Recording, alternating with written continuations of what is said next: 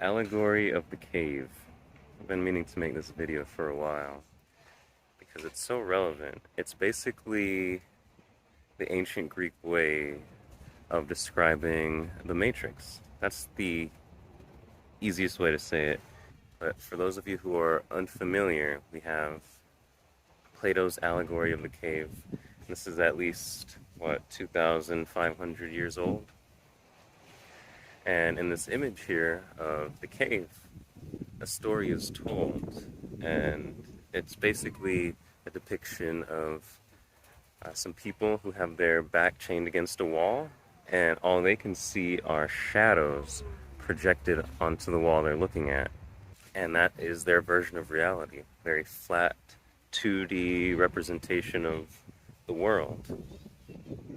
And then behind them, you have the people actually creating the shadows. So these are the people who, today, I mean, you can consider elites, politicians, influencers, celebrities, people like that, who most of society looks up to.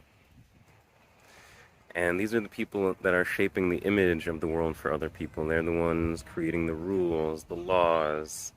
Again, social media and social media is so huge that they are basically creating the world that we see.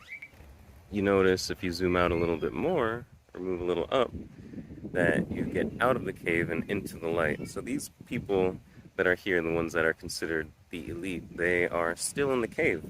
They're still stuck in the cave. So yeah, they're closer to the fire and what other people think is the real light, and they're able to cast shadows and create the images that others see, but they're still in the cave.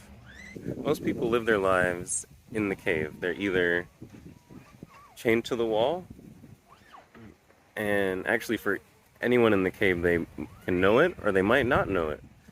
But they're either stuck in the routines subject to the reality that others are creating, or they're creating it.